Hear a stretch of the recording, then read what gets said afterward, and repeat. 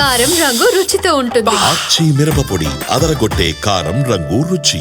Welcome to ABP దేశం. తెలంగాణ రాష్ట్ర ప్రభుత్వం సీఎం రేవంత్ రెడ్డి నేతృత్వంలో రాష్ట్ర వ్యాప్తంగా 4 పథకాలను ప్రారంభించారు. రైతు భరోసా, ఇంద్రమ్మ ఇల్లు, రేషన్ కార్డులు, అదేవిధంగా ఇంద్రమ్మ ఆత్మీయ భరోసా. ఈ 4 పథకాలను కూడా రాష్ట్రంలోని 606 గ్రామాలలో ప్రారంభించారు. ఆదిలాబాద్ జిల్లాలో ఈ కార్యక్రమాన్ని ఖానాపూర్ ఎమ్మెల్యే వెడమ బొజ్జు ఆధ్వర్యంలో ప్రారంభించారు. అయితే ప్రస్తుతం మనం ఇంద్రవెల్లి మండలంలోని గట్టపల్లి అనే గ్రామంలో ఉన్నాం.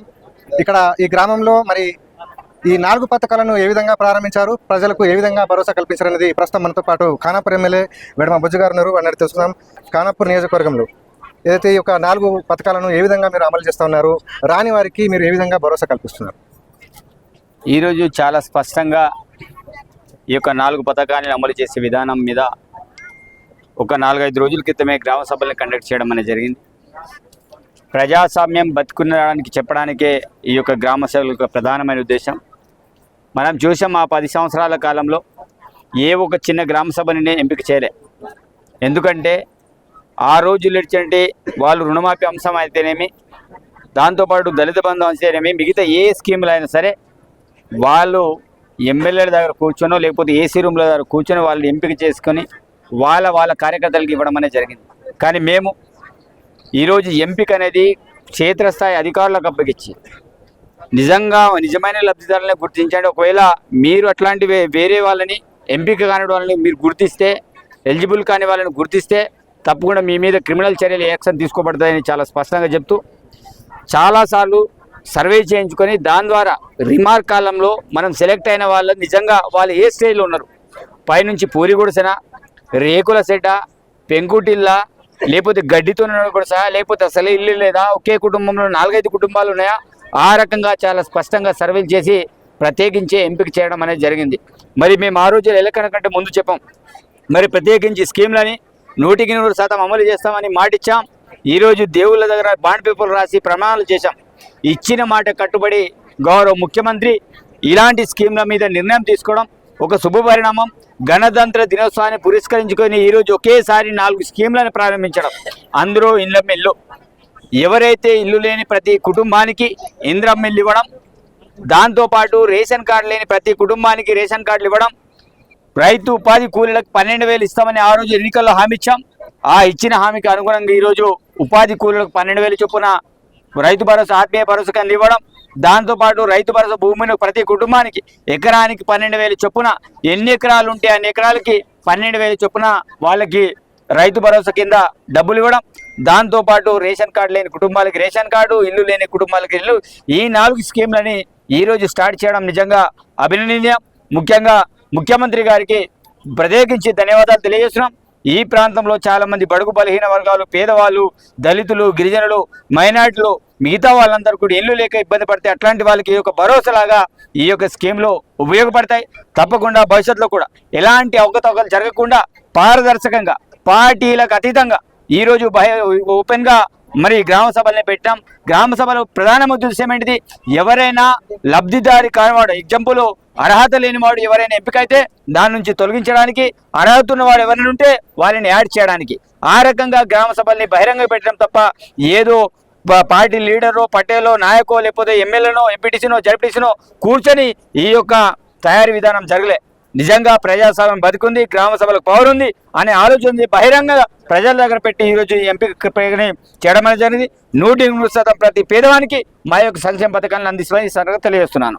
గ్రామ సభలో ఇచ్చిందే వాస్తవం, తర్వాత ఇచ్చింది చెల్లదు అని చెప్పి కొంతమంది ప్రచారం చేస్తున్నారు. దీనికి ప్రజలకు మీరేం సమాధానం చెప్తారు? ఆ మూర్ఖులకు చెప్తున్న, ప్రచారం చేసే మూర్ఖులు బీఆర్ఎస్ బీజేపీ మూర్ఖులకు నేను చెప్తున్నా, వాళ్ళు మూర్ఖులే పక్క. నేను చెప్తున్నా, ఎందుకు ఆ విషయం చెప్తున్నానంటే వాళ్ళకు దిమాగ్ లేకపోతే వాళ్ళు ఆలోచన చేయాలి. గ్రామ సభ యొక్క ప్రధానమైన ఉద్దేశం ఏంటిది, గ్రామ సభలో ఎలిజిబులా కాదని తెలుసుకోవడానికి గ్రామ సభ పెట్టినాం. అరే నాయన, మీకు అర్థం కాకపోతే జనాలను రెచ్చగొట్టడం కాదు, అర్థం చేసుకోండి. ఈరోజు జనాలు రెచ్చగొట్టడానికి, ఈరోజు రేపు ఎలక్షన్ల కోసమో ఇట్లాంటి స్టంట్లను మీరు వాడకండి. మీకు ఏమైనా కావాల్సి ఉంటే మీరందరూ కూడా నా దగ్గర రండి. ఈరోజు గౌరవ ముఖ్యమంత్రి ప్రతిపక్ష వాళ్ళని కోరుతుండ్రు, మీరు ఏమైనా ఉంటే సూచనలు చేయమని చెప్తున్నారు. నేను కూడా చెప్తున్నా, నా నియోజకవర్గంలో ఎవరైనా ప్రతిపక్ష నాయకులు అనుమానాలు ఉంటే నా దగ్గర రండి. మీకు అందరికీ నేను క్లాస్ చెప్తా. నేను ఒక విజ్ఞానవంతుని, నాకు అంత తెలుసు, ఎట్లా టీచింగ్ చేయాలో అంత తెలుసు. మీకు క్లాసులు చెప్పండి, మీ బుర్రలోకి ఎక్కదు. కాబట్టి ఈరోజు గ్రామ సభకు ప్రధానమంత్రి ఉద్దేశం ఏంటిది? ఈరోజు వచ్చిన పేర్లే ఫైనల్. ఎవరైనా వచ్చిన పేర్లు పైన చాలా మంది ఎలిజిబుల్ కాని వాళ్ళ పేర్లు వస్తే గ్రామ సభలో చాలా మందిని డిలీట్ చేశారు. అదేవిధంగా చాలా మందిని ఎవరైతే ఎలిజిబుల్ ఉన్నారో రాకపోతే వాళ్ళని అందరినీ డిలీట్ చేశారు. అట్లా చాలా చోట్ల కూడా గ్రామ సభలు చాలా పారదర్శకంగా జరిగినాయి. ఒకవేళ లబ్ధిదారులకు ఎవరైనా పేర్లు లేకపోతే కూడా ఎవరు కూడా బాధపడకండి. వారందరూ కూడా మీరు అధికారులకు అప్లికేషన్లు ఇవ్వండి, లేకపోతే నాదారు వచ్చి అప్లికేషన్లు ఇవ్వండి. మీ అప్లికేషన్లన్నీ కూడా స్వీకరిస్తాం. తప్పకుండా వాటిని అన్ని కూడా పరిష్కారం చేస్తామని సార్ మీ అందరికీ తెలియజేస్తున్నాను. ఉట్నూరు తర్వాత ఇంద్రవెల్లి మండలాల్లో పర్యటించారు. ప్రజల నుండి ఎలాంటి స్పందన వస్తుంది ఈ యొక్క 4 పథకాల గురించి? ఈరోజు దీనికంటే ముందు ఉట్నూరు సుద్దగూడలో మేము గ్రామ సభ ఇది మన ఈ స్కీమ్ని స్టార్ట్ చేయడం అనేది జరిగింది. వాళ్ళు చాలా స్పష్టంగా వాళ్ళు ఆనందం అంత ఇంత కాదు. ఈరోజు ఇక్కడ మీరు కూడా చూశారు, వీళ్ళకు ఆనందం ఇంతంత కాదు. ఈరోజు మేము అడిగితే ఏదో మాకు మేమే ఏదో చెప్పినట్టు ఉంటుంది. సెల్ఫ్ డబ్బా కొట్టడం కాదు. ఈరోజు జనాలను అడగండి, జనాలే వాళ్ళ గురించి ఈరోజు మేము ఏం చేస్తామో, ప్రభుత్వం ఏం చేస్తున్నామో, మా ముఖ్యమంత్రి ఏం చేస్తున్నారో వాళ్ళే చెప్తారు. ఎందుకంటే వాళ్ళు డోలు వాయిద్యాలతోటి మమ్మల్ని ఘనంగా స్వాగతం పలికి నిజంగా మేము అదృష్టవంతులం. ఈ ప్రజాప్రభుత్వం ఏర్పడంతో నిజంగా ఈ 12 నెలల కాలంలో సార్ మాకు ఫ్రీ కరెంట్ ఇస్తున్నారు. దాంతోపాటు ఫ్రీ బస్సు మా మహిళల కోసం ఇస్తున్నారు. దాంతోపాటు ఈరోజు 10 లక్షల హెల్త్ ఇన్సూరెన్స్ ఇస్తున్నారు. రుణమాఫీ చేశారు.